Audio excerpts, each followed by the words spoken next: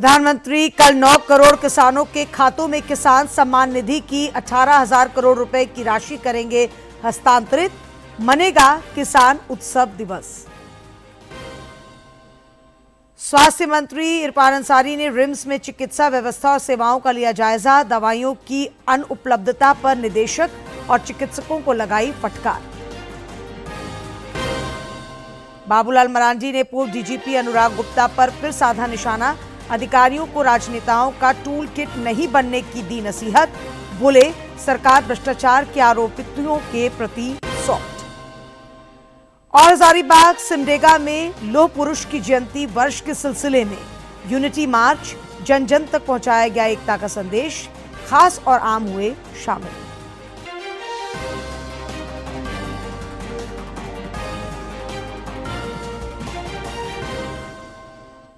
नमस्कार, खबरें झारखंड में आपका स्वागत है। मैं हूं डॉक्टर शीता आनंद और अब समाचार विस्तार से।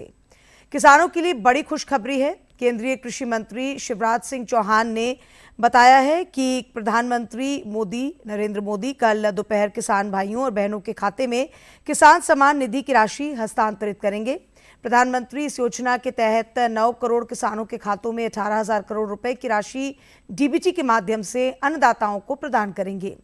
केंद्रीय कृषि मंत्री ने बताया कि प्रधानमंत्री का इस दौरान संबोधन भी होगा तथा ये दिन प्रधानमंत्री किसान उत्सव दिवस के रूप में मनाया जाएगा।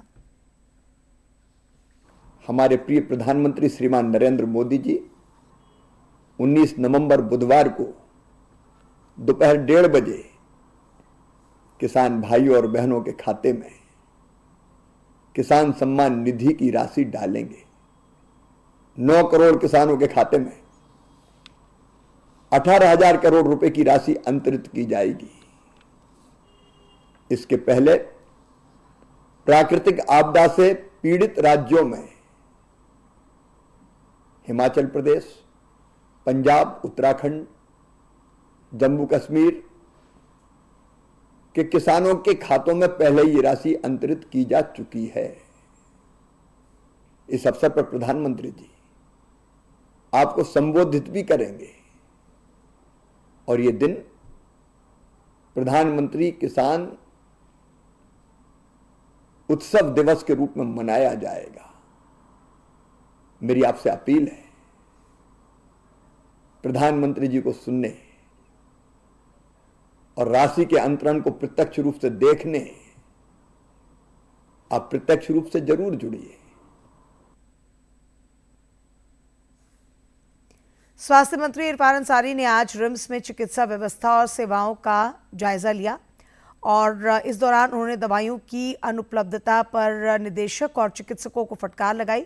श्री अंसारी ने कहा कि रिम्स की सेवाओं को बेहतर से बेहतर बनाना सरकार की प्राथमिकता है।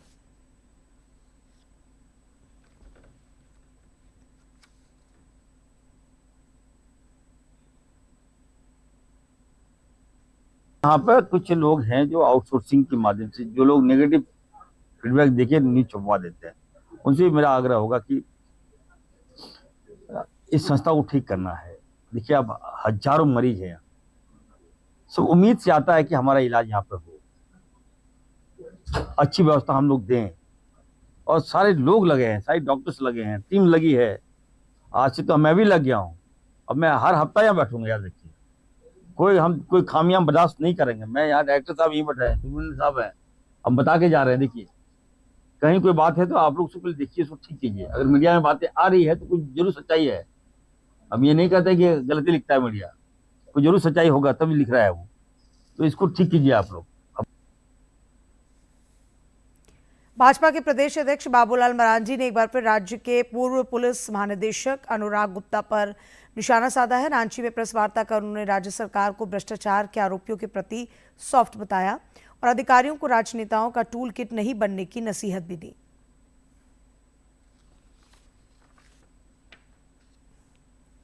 भाजपा के प्रदेश अध्यक्ष बाबूलाल मरांडी ने रांची में प्रेस वार्ता कर पूर्व पुलिस महानिदेशक अनुराग गुप्ता पर कई गंभीर आरोप लगाए और राज्य सरकार को भ्रष्टाचार के आरोपियों के प्रति सॉफ्ट बताया। शराब घोटाला मामले का जिक्र करते हुए उन्होंने कहा कि इस मामले में कुछ लोग पकड़े गए, कुछ लोगों को जेल हुई और कुछ लोगों को जेल में डालने के नाम पर डरा कर उनसे वसूली की गई। श्री मरांडी ने आशंका जताई कि वसूली गई राशि सत्ता शीर्ष तक नहीं पहुंचने की वजह से सरकार ने डीजीपी से अचानक त्यागपत्र ले लिया। एक तो उन्होंने नियम कायदे कानून को रख करके बनाया, यानी पहले तो जिसका विरोध किया, विरोध करने के बाद उनको 2 साल सस्पेंड रखा, 2 साल सस्पेंड रखने के बाद नियम कानून को ताक में रख करके उनको पदस्थापित किया। उनका सेवा समाप्त हुआ तो सेवा भी विस्तार किया इलीगल तरीके से, जिसकी हम सब लोग विरोध करते रहे, लेकिन उनको बिठाए रखा और अचानक उनसे फिर त्याग पत्र लेना सकता है कि उन्होंने जो मोटी रकम वसूली थी, जितना हेमंत सोरेन को रहा होगा कि हमें इतना हिस्सा मिलना चाहिए था, लगता है कि उतना उनको नहीं मिल पाया, इसलिए हटाया। श्री मरांडी ने अधिकारियों को राजनेताओं का टूल टिकट नहीं बनने की नसीहत दी और कहा कि यदि वे ऐसा करते हैं तो कभी न कभी वे कानून के शिकंजे में फंसेंगे और उसके बाद उनका जीवन नर्क हो जाएगा। और शेष में अफसरों को भी कहूंगा कि आप सरकार में किसी भी मंत्री हो या मुख्यमंत्री हो, आप उनके टूल किट्स मत बनिए, कानून का पालन करिए, कायदे कानून से काम करिए। अगर आप कायदे कानून से काम नहीं करेंगे तो देर सवेर जांच होगी तो फिर आप मुश्किल में पड़ेंगे। गौरतलब है कि श्री मरांडी ने पूर्व डीजीपी अनुराग गुप्ता के आपराधिक गिरोह के साथ कथित सांठगांठ की जांच के लिए राष्ट्रीय जांच एजेंसी एनआईए महानिदेशक को पिछले दिनों पत्र भी लिखा है। रांची से कर्मवीर की रिपोर्ट। पटना में कल भाजपा और एनडीए विधायक दल की बैठक होगी, जिसमें नेता का चुनाव होगा। पटना के गांधी मैदान में शपथ ग्रहण की तैयारियां भी जोरों पर हैं। नवनिर्वाचित विधायकों की होने वाली बैठक में कल विधानमंडल दल का नेता भी उसका चयन करेगी। इस संबंध में पार्टी की ओर से सभी 89 नवनिर्वाचित विधायकों और 21 विधान परिषद सदस्यों को सूचना भेज दी गई है। बैठक भाजपा प्रदेश मुख्यालय स्थित अटल सभागार में होगी, जिसकी अध्यक्षता प्रदेश अध्यक्ष दिलीप जायसवाल करेंगे। पार्टी सूत्रों के मुताबिक केंद्रीय नेतृत्व ने अभी तक आधिकारिक तौर पर राष्ट्रीय पर्यवेक्षक के नाम की घोषणा नहीं की है। हालांकि ऐसी अटकलें हैं कि रक्षा मंत्री और पूर्व भाजपा राष्ट्रीय अध्यक्ष राजनाथ सिंह को पर्यवेक्षक के रूप में भेजा जा सकता है। पार्टी की इस महत्वपूर्ण बैठक पर सभी की निगाहें टिकी हैं। बैठक के उपरांत बीजेपी विधानमंडल दल की नेता और उपनेता के नामों की औपचारिक घोषणा की जाएगी। इसके साथ ही यह भी स्पष्ट हो जाएगा कि नई सरकार में बीजेपी की ओर से किन नेताओं को उप मुख्यमंत्री पद की जिम्मेदारी सौंपी जाएगी। कल विधायक दल की बैठक है, उसके बाद फिर एनडीए के विधायक दल की बैठक होगी और 20 तारीख को शपथ ग्रहण समारोह गांधी मैदान में मनाया जाएगा और इसमें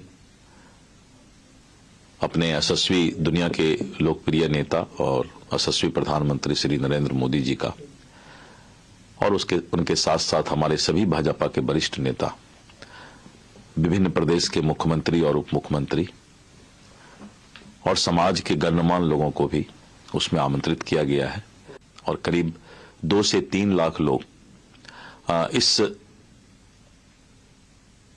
ओथ शिरोमणि में, शपथ ग्रहण समारोह में उनकी उपस्थिति, ऐतिहासिक उपस्थिति दर्ज होगी। मुख्य निर्वाचन पदाधिकारी के रवि कुमार ने आगामी मतदाता सूची के गहन पुनरीक्षण कार्यक्रम को लेकर बैठक की। इस दौरान उन्होंने बताया कि राज्य में वर्तमान मतदाता सूची के मतदाताओं का 2003 के मतदाता सूची से पैतृक मैपिंग का कार्य प्रगति पर है।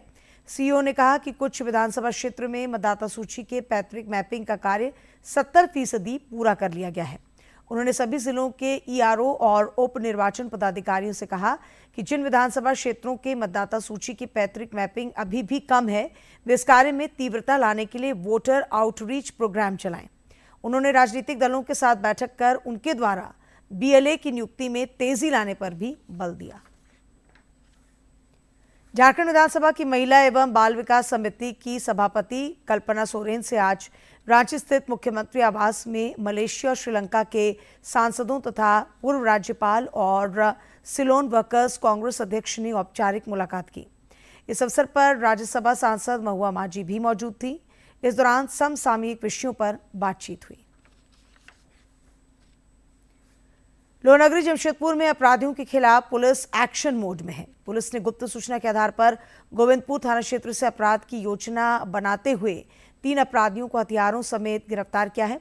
नगर पुलिस अधीक्षक कुमार शिवाशीष ने बताया कि गिरफ्तार अपराधियों के पास से सोने का टुकड़ा, झुमका और चांदी के आभूषण समेत नगद रुपए बरामद किए गए हैं। आपस में वो लड़ाई ही कर रहे थे उस समय। फिर हमने उन्हें घेरा, उन्हें पकड़ा, उनकी अच्छे से तलाशी ली गई।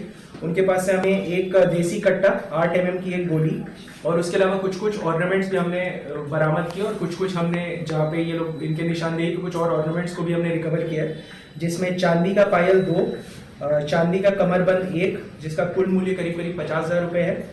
उसके अलावा सोने का एक टुकड़ा जो इसका वेट 14 ग्राम है, सोने का एक झुमका, ये 2 है क्वांटिटी में जिसका वेट 8.5 ग्राम है, इसका कुल मूल्य करीब 2.5 लाख रुपए है। इसके अलावा नगद इनसे हमें 3,000 रुपये मिले और मोबाइल इनसे हमें 6 मिले। जब हमने इनसे कड़ाई से पूछताछ की तो इसमें जो पहचान हुआ उसमें जो मेन हमारा अक्यूज था वो था सैयद अजहर इमाम, उस जिसको सब PM बच्चा उस पॉकेट मार बोलते हैं। पॉकेट मार के बारे में आपको ये बता दें कि इसका क्रिमिनल हिस्ट्री करीब 16 केसेस का है, जिसमें 5 केसेस हैं। मानगो में 2025 का एक केस है, बिष्टुपुर में, गोविंदपुर में 2 केसेस और सोनारी में 1 केस है। इधर जमशेदपुर में पुलिस ने एक लूटकांड का भी खुलासा करते हुए 3 आरोपियों को गिरफ्तार किया है। मामले में एक आरोपी फिलहाल फरार है। नगर पुलिस अधीक्षक कुमार शिवाशीष ने बताया कि बिरसा नगर में लूट को अंजाम दिया गया था। पकड़े गए अपराधियों के पास से हथियार समेत अन्य चीजें बरामद की गई हैं। लूटे गए रुपए में से 1.5 लाख रुपए बरामद कर लिए जा चुके हैं। धनबाद के झरिया स्थित भौरा ओपी क्षेत्र में कोलियरी में गिरकर एक युवक की मौत हो गई। घटना के बाद ग्रामीणों में आक्रोश है। उन्होंने BBCL और प्रबंधन और आउटसोर्सिंग कंपनी पर अनियमितता का आरोप लगाते हुए मृतक के परिजन को नौकरी और मुआवजा देने की मांग की है।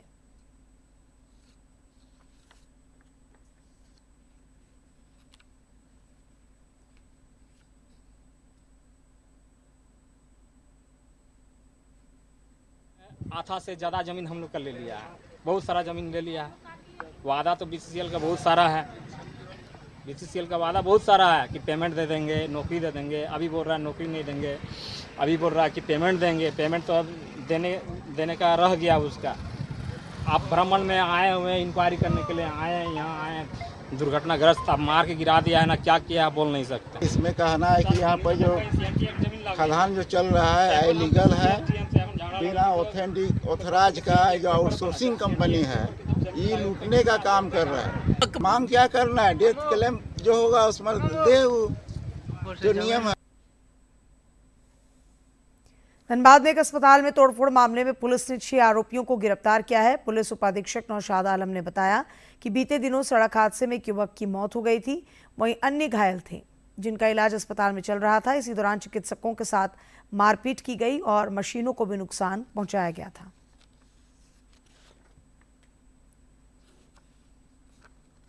आसपास के स्थानीय लोगों द्वारा मिलकर इस घटना के आलोक में सर्वप्रथम SRP अस्पताल में घुसकर अस्पताल में इमरजेंसी वार्ड को तहस नहस किया गया। लगभग 40-50 लाख के जो भी इम्पोर्टेंट ऑपरेटर्स होते हैं, जो मेडिकल डिवाइस होते हैं, उसको तहस नहस किया गया था। उसके बाद भी व्यक्तियों जो उग्र व्यक्ति थे वो सड़क जाम कर दिए और पुलिस पे पथराव किए थे। इसी संबंध में 2 कांड दर्ज किया गया था धनबाद थाना अंतर्गत। एक कांड संख्या 378 और दूसरा 380। छापामारी दल के द्वारा इस कांड में संलिप्त 6 व्यक्तियों को विभिन्न स्थानों से गिरफ्तार किया गया है और उसको जेल भेजा जा रहा है। इस कांड में संलिप्त अन्य 40-50 लोगों की गिरफ्तारी हेतु छापामारी की जा रही है। धनबाद के बरवा अड्डा थाना क्षेत्र स्थित बाजार समिति में पिछले दिनों एक व्यापारी के साथ लूट और गोलीबारी की घटना से व्यापारियों में आक्रोश है। व्यापारियों ने काला बिल्ला लगाकर विरोध जताया और अपराधियों की गिरफ्तारी की मांग की। जिंदाबाद जिंदाबाद जिंदाबाद, जिला होश में आओ, जिला प्रशासन होश में आओ, व्यापारी एकता जिंदाबाद जिंदाबाद जिंदाबाद। पूरा धनबाद का प्रशासनिक अमला, चाहे वो जिला प्रशासन का हो चाहे पुलिस प्रशासन का हो, उससे महज 300 मीटर की दूरी पर बाजार समिति अवस्थित है और पुलिस की नाक के नीचे इतनी बड़ी वारदात पूरे जिले के सबसे व्यस्तम मंडी में हो जाने के 9 दिन 10 दिन बाद पुलिस के हाथ खाली और किसी भी प्रकार का जवाब, संतोषजनक जवाब पुलिस नहीं दे पा रही है। कि इतनी बड़ी मंडी है खाद्यान्न की, हम लोग दूर दूर से व्यापारी आके यहाँ अपना व्यापार करते हैं, लेकिन हम लोग अभी सुरक्षित नहीं है।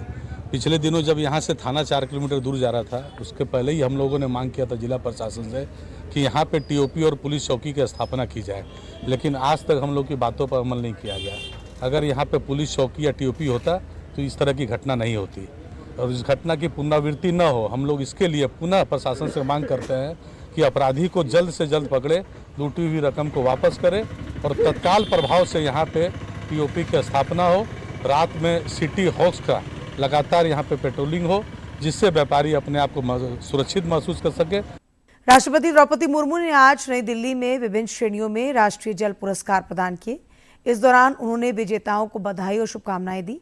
अपने संबोधन में राष्ट्रपति ने जल के सक्षम उपयोग और संरक्षण पर बल दिया, साथ ही जल जीवन मिशन की सफलता को सराहा। राष्ट्रपति द्रौपदी मुर्मू ने मंगलवार को विज्ञान भवन में 10 श्रेणियों में 46 विजेताओं को छठे राष्ट्रीय जल अवार्ड 2024 और जल संचय जन भागीदारी अवार्ड वितरित किए। इसमें सर्वश्रेष्ठ राज्य का पुरस्कार महाराष्ट्र को, सर्वश्रेष्ठ जिला छत्तीसगढ़ के राजनांदगांव को चुना गया। इस दौरान जल शक्ति मंत्री सीआर पाटिल भी मौजूद रहे। कार्यक्रम में राष्ट्रपति ने सीमित मात्रा में मीठे जल की मौजूदगी और उसके संरक्षण को लेकर दुनिया को सचेत किया।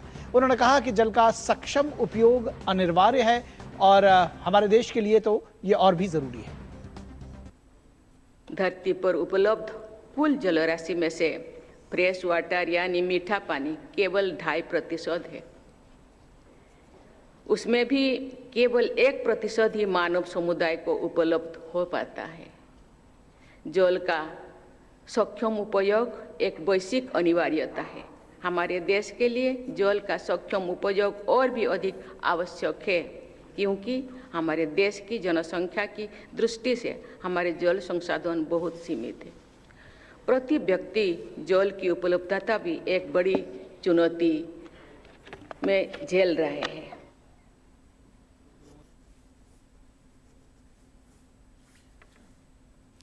रेल मंत्री अश्विनी वैष्णव ने दिल्ली स्थित रेल भवन में सीमेंट ट्रांसपोर्टेशन में रेलवे रिफॉर्मर्स योजना को लॉन्च किया। इस दौरान उन्होंने भरोसा जताया कि इससे रेल की प्रगति में और बढ़ोतरी होगी। ऑलमोस्ट 100% इलेक्ट्रिफिकेशन हो गया है रेलवे के नेटवर्क का। थोड़ा बहुत जो बचा है वो भी कंटिन्यूसली चल ही रहा है। 1300 स्टेशंस को कंप्लीटली रीडेवलप किया जा रहा है, रिकंस्ट्रक्ट किया जा रहा है, जिसमें शहर के दोनों हिस्से जुड़ सके। पिछले साल हम लोग वर्ल्ड की सेकंड लार्जेस्ट रेलवे हुए फ्रेट कैरिंग में। By we surpassed United States of America and we became the second largest freight carrying railway at 1.6 billion tons. माई भारत द्वारा हजारीबाग में लौह पुरुष सरदार वल्लभ भाई पटेल की 150वीं जयंती वर्ष को लेकर भव्य यूनिटी मार्च का आयोजन हुआ। लौह पुरुष सरदार वल्लभ भाई पटेल की 150वीं जयंती वर्ष को लेकर युवा कार्यक्रम एवं खेल मंत्रालय के मेरा युवा भारत की पहल पर हजारीबाग में भव्य यूनिटी मार्च का आयोजन हुआ। विनोबा भावे विद्यालय विवेकानंद सभागार परिसर में इसे लेकर आयोजित कार्यक्रम में सांसद मनीष जायसवाल, विधायक और प्रदीप प्रसाद समेत सैकड़ों की संख्या में लोग शामिल हुए।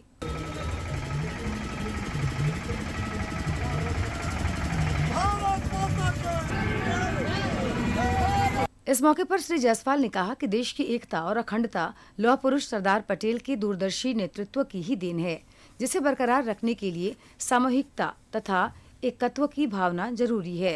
सरदार साहब ने इस देश को एकीकृत करने में बहुत बड़ी भूमिका अपनी निभाई थी और उनके इस योगदान को हम लोग याद करते हुए ये भी संकल्प लें कि आगे भारतवर्ष एक रहेगा, इसका और कोई विभाजन कभी नहीं होगा। वहीं विधायक प्रदीप प्रसाद ने कहा कि भारत के भविष्य की असली ताकत युवा हैं, जिनके बूते प्रधानमंत्री नरेंद्र मोदी का विकसित भारत का संकल्प अवश्य साकार होगा। जिस महापुरुष के नाम पे और जिनके 150वीं जयंती के लिए ये आयोजन किया जा रहा है, उनके नाम से ही काफी है कि उनका नाम लेने से हम लोग में एकता आ जाता है और आने वाले पीढ़ियों को ये महसूस होता है कि हमें एक होकर रहना है। यूनिटी जो उनका संदेश था, तो अगर हम एक होकर रहेंगे तो विकसित भारत का जो हमारा सपना है वो निश्चित तौर पे पूरा करेंगे। विश्वविद्यालय परिसर से शुरू हुआ यह यूनिटी मार्च विभिन्न मार्गों से गुजरा, जिसमें विद्यार्थियों तथा स्थानीय लोगों ने उत्साहपूर्वक हिस्सा लिया। इस दौरान हर इलाका एक भारत श्रेष्ठ भारत, एकता में शक्ति और सरदार पटेल अमर रहे जैसे नारों से गूंजेमान रहा। हजारीबाग से गौरव की रिपोर्ट। सिमडेगा में भी सरदार वल्लभ भाई पटेल के 150वीं जयंती वर्ष के उपलक्ष्य में यूनिटी मार्च में खास और आम सभी शामिल हुए।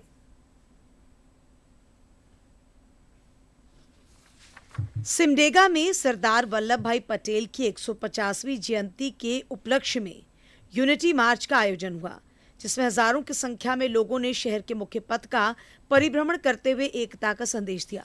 नगर भवन में आयोजित कार्यक्रम में वक्ताओं ने राष्ट्रीय एकता और एक भारत आत्मनिर्भर भारत विषय पर प्रकाश डाला। मुख्य अतिथि राज्यसभा सांसद प्रदीप कुमार वर्मा ने अपने संबोधन और प्रेस वार्ता में कहा कि आजादी के बाद भारत के एकीकरण में सरदार पटेल की महत्वपूर्ण भूमिका रही और सरकार इन आयोजनों के माध्यम से देश के युवा वर्ग को एकता और अखंडता के रास्ते पर चलकर देश को सशक्त और आत्मनिर्भर बनाने की प्रेरणा दे रही है। हमारी आज की पीढ़ी और हमारे आने वाली पीढ़ी से सरदार पटेल के व्यक्तित्व एवं कृतित्व से परिचय कराने वाली है। विभिन्न प्रकार के कार्यक्रमों के माध्यम से एक महा उत्सव का आयोजन पूरे साल भर हम करने वाले हैं, जिसमें भाग लेकर के हमारे देश की आज की पीढ़ी, विशेषकर युवा वर्ग को सरदार पटेल के जीवन से प्रेरणा मिले और देश की एकता और अखंडता के लिए जो उनका संकल्प था कि देश एक है। कार्यक्रम में पूर्व मंत्री विमला प्रधान ने भी शिरकत की। उन्होंने अपने संबोधन में सरदार पटेल के उच्च आदर्शों को अपने जीवन में उतारने पर जोर दिया, ताकि समाज में सद्भावना और समानता सुनिश्चित की जा सके। उन्होंने जो काम किया वो आने वाले समय में एक हमारे देश के बच्चों के लिए एक मार्गदर्शन के रूप में होगा और बच्चे देश की एकता और अखंडता के लिए, देश को एक बनाए रखने के लिए काम आगे करेंगे। वहीं जिला युवा पदाधिकारी रोशन कुमार ने इस आयोजन के उद्देश्य की जानकारी दी। उन्होंने बताया कि मेरा युवा भारत पहल के तहत इस तरह के कार्यक्रम युवाओं को राष्ट्र के नायकों से जोड़ने और सामुदायिक भागीदारी को बढ़ाने के लिए किए जा रहे हैं। को अखंड बनाने में अपना योगदान दिया है। इसी कार्य के लिए भारत सरकार इस साल इसे एक भव्य तरीके से आयोजित कर रही है। सरदार पटेल की 150वीं जयंती वर्ष पर सिमडेगा का ये यूनिटी मार्च न केवल एक श्रद्धांजलि थी, बल्कि युवा झारखंड को राष्ट्रीय एकता की भावना से जोड़ने का एक सफल प्रयास भी था। इस आयोजन ने ये संदेश साफ कर दिया कि देश की अखंडता और आत्मनिर्भरता के लिए सभी वर्गों का एकजुट होना कितना जरूरी है। सिमडेगा से डीडी न्यूज के लिए मनोज कुमार सिन्हा की रिपोर्ट। रक्तदान को बढ़ावा देने के लिए विभिन्न सामाजिक संगठन भी आगे आ रहे हैं। जामताड़ा के civil surgeon doctor Anand Mohan Soren ने ऐसे ही एक शिविर का उद्घाटन कर रक्तदाताओं का हौसला बढ़ाया। जामताड़ा के गुटगुटिया नर्सिंग होम में रक्तदान शिविर का आयोजन किया गया। शिविर का उद्घाटन civil surgeon doctor Anand Mohan Soren ने किया। शिविर में कई दंपतियों ने बढ़ चढ़कर भाग लिया और महिलाएं काफी उत्साहित दिखीं। मौके पर सिविल सर्जन ने कहा कि रक्तदाता के रूप में महिलाओं की सराहनीय भूमिका नजर आई। ये एक संदेश जाएगा लोगों के बीच में कि रक्तदान ऐसा चीज है जो न किसी जाति, वर्ग, न जेंडर किसी में भी नहीं बांटता है और ये इसका कोई ग्रुप के अलावा और कोई पहचान नहीं होती है। पहली बार रक्तदान करने वाली महिलाओं ने कहा कि उन्हें रक्तदान कर काफी अच्छा लगा और महिलाएं हर क्षेत्र में आगे बढ़ रही हैं। उन्होंने कहा कि प्रधानमंत्री नरेंद्र मोदी से प्रेरित होकर महिलाएं बेझिझक घर से बाहर निकल रही हैं और अपनी प्रतिभा का लोहा भी मनवा रही हैं, चाहे वो स्वास्थ्य सेवा का क्षेत्र हो या कोई अन्य क्षेत्र। नरेंद्र मोदी जी ने जो बेटी बचाओ बेटी पढ़ाओ और महिलाओं को आगे लाने का जो एक बीड़ा उठाया है, उसके तहत बहुत सी महिलाएं जो अपने घर से बाहर नहीं निकल कर आ पाती थी, आज वो हमारे रक्तदान शिविर में बढ़ चढ़कर हिस्सा ले रही और अपना योगदान दे रही है। रक्तदान से जहां एक ओर किसी इंसान की जान बचाई जा सकती है, वहीं दूसरी ओर रक्तदाता का स्वास्थ्य वर्धन भी होता है। डीडी न्यूज के लिए जामताड़ा से उज्जवल प्रसाद आजाद की रिपोर्ट। और अब कुछ खबरें राज्य के विभिन्न जिलों से फटाफट अंदाज में।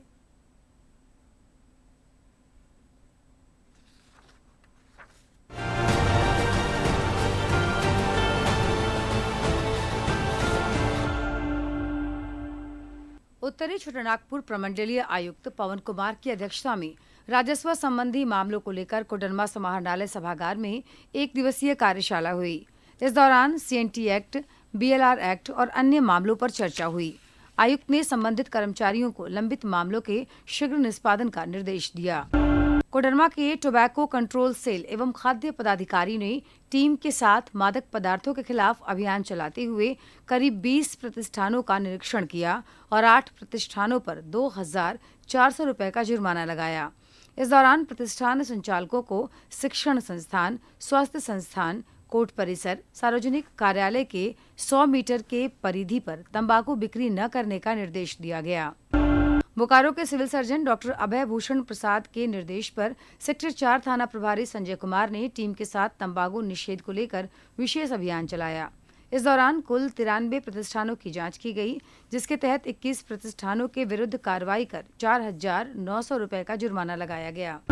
कोडरमा की चंदवारा सामुदायिक स्वास्थ्य केंद्र में जिला VBD पदाधिकारी डॉक्टर मनोज कुमार की उपस्थिति में कार्यशाला का आयोजन किया गया। इस दौरान उन्होंने सहियाओं को मलेरिया के कारण, सावधानियां और बचाव की जानकारी दी। धनबाद के उपायुक्त आदित्य रंजन की अध्यक्षता में जिला स्तरीय क्रय समिति की बैठक समाहरणालय सभागार में हुई। इस दौरान आदिवासी संस्कृति एवं कला केंद्र, गुमगुड़िया भवन और मांझी भवन में क्रय समिति की ओर से पारंपरिक वाद्य यंत्रों की खरीदारी का निर्णय लिया गया। बोकारो के समाहरणालय सभागार में उपायुक्त अजयनाथ झा की अध्यक्षता में कृषि, सहकारिता, मत्स्य, पशुपालन एवं गव्य विकास विभागों की समीक्षात्मक बैठक हुई। इसमें कृषक पाठशाला के संचालन, मौसमी फलों की बुआई और कटाई, कृषि योग्य भूमि समेत अन्य विषयों पर चर्चा हुई। उपायुक्त ने संबंधित अधिकारियों को जरीडी क्षेत्र में FPO का निबंधन 10 दिनों के अंदर पूर्ण करने के निर्देश दिए। बोकारो के उपायुक्त अजयनाथ झा ने बोकारो हवाई अड्डा परिसर से उड़ान सेवा प्रारंभ करने के लिए विभागीय अधिकारियों के साथ समीक्षात्मक बैठक की। इस दौरान उन्होंने संबंधित अधिकारियों को हवाई अड्डा के अंदर झाड़ी कटाव और साफ सफाई 15 दिसंबर तक करने के निर्देश दिए। उन्होंने बताया कि अब महज 15% कार्य शेष हैं, जिसे जल्द पूरा कर लिया जाएगा।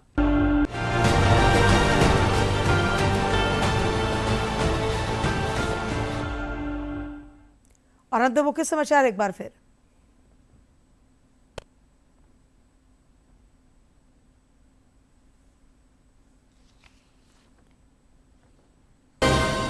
प्रधानमंत्री कल 9 करोड़ किसानों के खातों में किसान सम्मान निधि के 18,000 करोड़ रुपए की राशि करेंगे हस्तांतरित। मनेगा किसान उत्सव दिवस। स्वास्थ्य मंत्री इरफान अंसारी ने रिम्स में चिकित्सा व्यवस्था और सेवाओं का लिया जायजा। दवाइयों की अनुपलब्धता पर निदेशक और चिकित्सकों को लगाई फटकार। बाबूलाल मरांडी ने पूर्व DGP अनुराग गुप्ता पर फिर साधा निशाना। अधिकारियों को राजनेताओं का टूल किट नहीं बनने की दी नसीहत। बोले सरकार भ्रष्टाचार के आरोपियों के प्रति सॉफ्ट। और हजारीबाग सिमडेगा में लौह पुरुष की जयंती वर्ष के सिलसिले में यूनिटी मार्च। जन जन तक पहुंचाया गया एकता का संदेश। खास और आम हुए शामिल।